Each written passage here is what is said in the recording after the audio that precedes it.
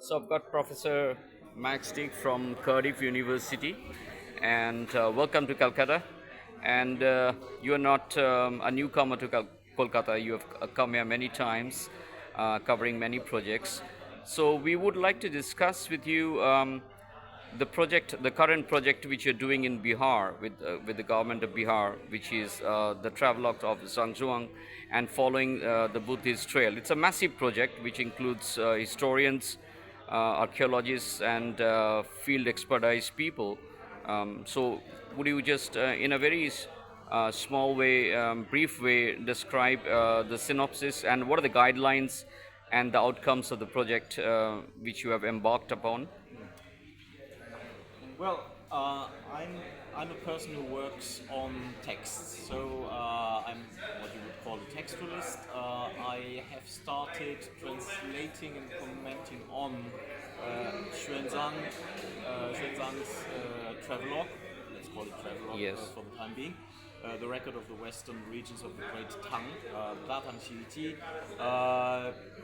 early, well, first half of the 7th century uh, for a couple, almost probably 10 years now because it's Yes. a massive text. And I was approached by an Indian colleague, an archaeologist from Bihar, Dr. Chowdhury, a couple of years ago, Yes. if I would be interested in being part of a project which we now call the Xuanzang Trail. So the idea is using Xuanzang's text in my translation with my kind of, let's call it insights, and use that text, that modern translation, as the basis of a field exploration of the archaeological sites potentially mentioned by Xuanzang in the state of Bihar. So we started 2019, had the first field exploration in 2020, early, I think it was January, and then was interrupted by COVID, but then picked up again afterwards, and since then have probably covered 80-85% of the territory of the modern state of Bihar. So we went, well, two phases. A local exploration team of young archaeologists went out, looked at the sites, which I sometimes had to indicate. So go there, go here, go there, and then documented it. So they took photos, they took measures, they took pretty much everything that was of interest. And then we would have field explorations together where we would go to the sites and try to add more information, verify what they had found. So me sometimes interfering, saying, yeah, but I'm not sure if this is the right identification because the text says this and that. So that was the kind of procedure we had been applying over the years. I think it's worthwhile pointing out that we also have engaged other scientific methodologies. So we have geophysical exploration, so ground penetrating radar done at some sites where you could not dig, where Yes. there's nothing on the ground, but you Yes. suspect there's something underneath. And we also have used remote Sensing. sensing, satellite archaeology. So everything combined actually has led to quite some new results that actually go beyond Xuanzang's text. For instance, we've tried to remap the ancient city of Pataliputra, Yes. kind of shifted the boundaries that had so far archaeologically been fixed rather to the east. So because of Xuanzang's record and what we found on the ground, so there are still some things in progress where we have not fully translated our findings in, let's say, common knowledge, or let's say fed it into the academic discourse. And people, for instance, in relation to the situatedness location of the old Pataliputra would say, but wait a moment, what about this, what about that? Correct. So we are kind of producing still material reports. At some point we will have an academic conference where we invite other people, and at some point we will also publish the results of the project. And from Cardiff University side, Department of School of History, Department of Archaeology and Religion, I mean, is there any other person also involved along with you? Yes, I had on all trips to Bihar so far four, Yeah. including the one right now. We got involved a Cardiff archaeologist, Dr. Richard Madwick, who's a bone specialist. Yes. So far his expertise has not fully been used. He Yes. has done some bone samples which were found in excavations in Bihar. But he's also an all-rounder archaeologist, so Yeah. I felt I needed someone from Cardiff University from the archaeology department with me. And I think we've converted a Western Europe bone specialist into an emerging South Asia archaeology person during the project. Right. So that was another Yes. Result, and I would say Yes. a success. So- He's with me at the moment. He is pretty much having an overview of all of this, and Yeah. has been contributing quite a lot. Yes, and now you have a full team of expert people of dealing with these kind of archaeological surveys and documenting it in terms of facts. So, will there be a kind of a documentary which, I mean, the field work and the findings will Cardiff University will be able to put together along with Bihar government a kind of a documentary of how this entire process from start to from scratch started and the finishing lines also. Well, this was exactly the topic of a workshop and the podium discussion, Yes, yes. which we had now, let's see, 4 and 3 days ago Yes. in the Bihar Museum in Patna, which already gives you the direction. So we strategically thought about linking our project with the Bihar Museum, because Yes. of course that is a natural hub Yes. for the spread of the knowledge. Yes. So we were discussing really the questions: what can we do with the accumulated knowledge? How can we make this accessible to the public? Yes. To the local public, to the regional, to the national. To the Awareness international. building.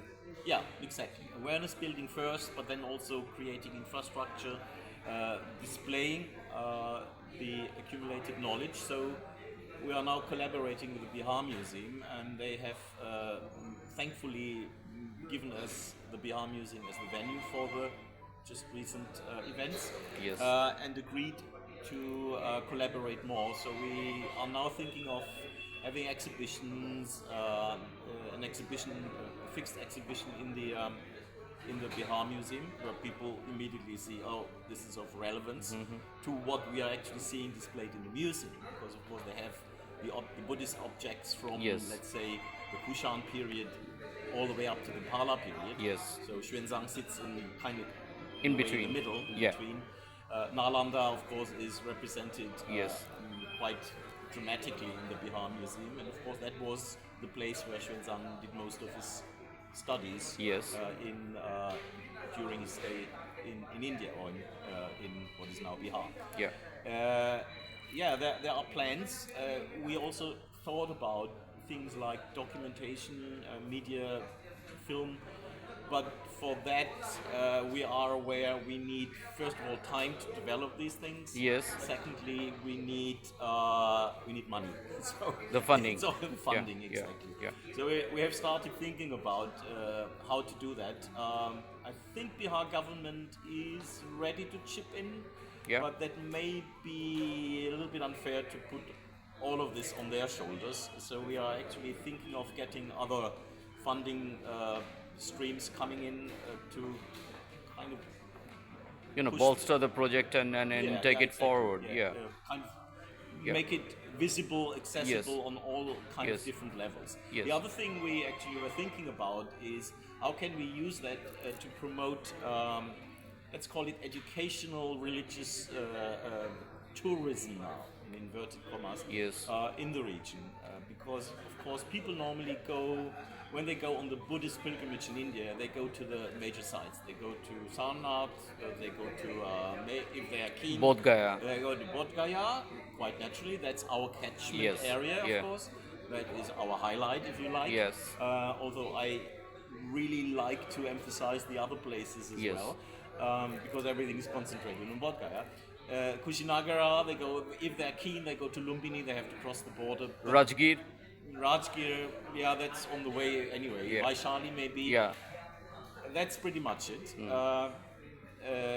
But I think there is more potential, particularly for the kind of smaller sites, for kind of trails around big places like Bodh Gaya. There are so many other places you could actually visit, develop, particularly, for instance, people from East Asia or from Asia, Buddhist visitors. And also from United States and Europe as well. Yes, I of mean, course. people have a Yes, tremendous of course. interest in Buddhism. Exactly, but it's exactly these people who so far go to the main places and don't even know about Yes, the other the places. existence. Yeah, so I think it's easy. It's an easy game with the East Asians because they know Xuanzang in Yeah, all kinds yeah, of yeah, incarnations. yeah, The historical one as well as the legendary one. Yes. So selling it to them probably will not be such a difficult task. Yeah. The question then, of course, is how do we get the locals, the regional, the state level, the national level in India Yes. involved, and also, as you said, the West, people Yes. who are interested in Buddhism, Yes. who have Yes. whatever interest they have. Yes. How Yeah. do they engage with Yes. that?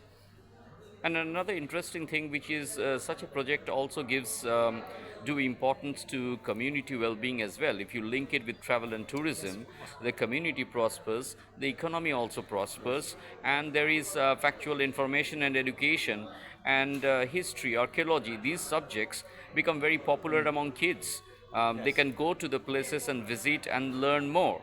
So they have an experiential knowledge rather than just reading chapters of history or really going through presentations. I think it's the advantage of our project may be that you can weave it into a narrative. Yes, So if you have just individual sites and stupas standing Yes. there, maybe an Ashokan pillar, that's one thing. But if you have a story where you can say, okay, there was a person actually Yes. who literally went around here, Yeah. Xuanzang Trail, yeah, and saw these things, was interested in them, as you are, because you are coming here, or Yes.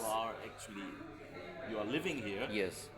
Then that probably the possibility is that this kind of creates interest not only Yes. in one place, Yes. but also in a series of places that are historically linked. yes. And just before I let you go, one more thing is that now you have a kind of a model where you are working with an expert team, where you are using technology and tools to explore all these factual details and document them. Then these project, once this is finished, these can be simulated elsewhere as well. In other historical sites in India, because a lot of these minor places, we are only concerned with major places, but these minor places holds immense importance in giving the entire awareness of this entire structure of a religion and archaeology. So these minor places are often ignored because people know very less about it, and there's not much research work has been done. Yes, I would fully agree. I mean, the hope is in a way, and it's a little bit egoistic at the same Yes, time yes. because I'm interested in being more part in more regional projects. Yes. Because my text actually covers pretty much all of India. Yes. So we now have done one major chunk. Yes. Because of course Bihar houses Yes. with Magadha, the holy, sacred, central land of Buddhism, if you like. Yes. But there are, of course, also other places, the famous ones, but also the less famous ones, Yes. which are mentioned in the travelogue, which could be explored in a similar way. Yes. That is in a way a little bit my hope that we can at some point use our project as a model for other regions. Yes. We already kind of probably started networking. I just recently in February was at a conference in Bodh Gaya where archaeologists from all different parts of India, from Maharashtra, from Orissa, from the south actually were invited, and we started talking quite naturally. Yes.